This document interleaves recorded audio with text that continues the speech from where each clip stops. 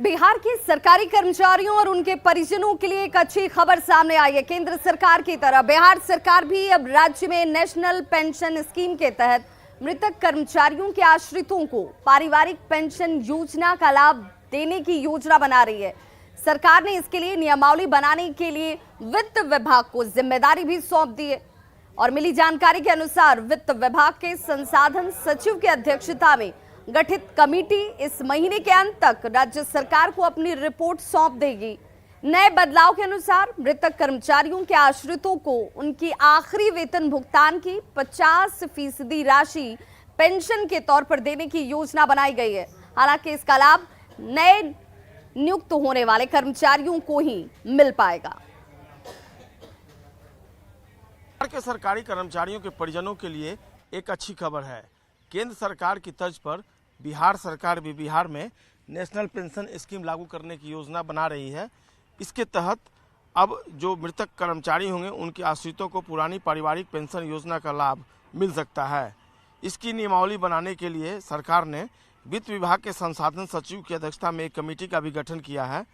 जो सूत्र हैं वो इस बात की जानकारी दे रहे हैं कि कमेटी अपनी रिपोर्ट इस माह के अंत तक सरकार को सौंप देगी। नए बदलाव के अनुसार जो मृत कर्मचारी होंगे उनके आश्रितों को उनके आखिरी वेतन भुगतान की 50% राशि पेंशन के तौर पर दी जा सकती है। हालांकि इसका लाभ नए नियुक्त होने वाले कर्मचारियों को मिलेगा। इसके लिए कर्मचारियों को पहले ही ऑप्शन चुनना होगा। वैसे भविष्य में एनपीसी के तहत आने वाले पुराने कर्मचारियों के आश्रितों को भी यह लाभ दिया जा सकता है।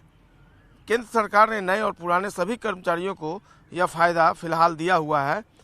केंद्र ने एनपीसी के तहत आने वाले सभी कर्मचारियों की मृत्यु होने पर उनके आश्रितों को पुरानी पेंशन योजना के तहत मिलने वाली पारिवारिक पेंशन देने के लिए पेंशन नियम में संशोधन किया है।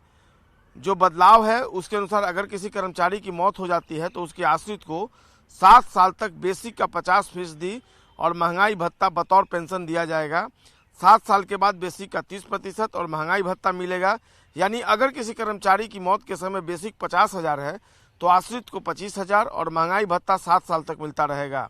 7 साल के बाद बेसिक का 30% यानी 15,000 और उसके बाद महंगाई भत्ता पेंशन के रूप में दिया जा सकेगा। तो निश्चित तौर पर एक बड़ी और अच्छी पहल है सरकार की और देखना होगा कमेटी की रिपोर्ट इस माह के अंत तक आती है और उसके बाद रिव्यू करने के बाद यह अगर फैसला लागू होता है तो सरकार जो ये फैसला लागू करेगी तो कर्मचारियों के परिजनों को इसका किस हद तक और किस स्तर पर जाकर लाभ मिलता है।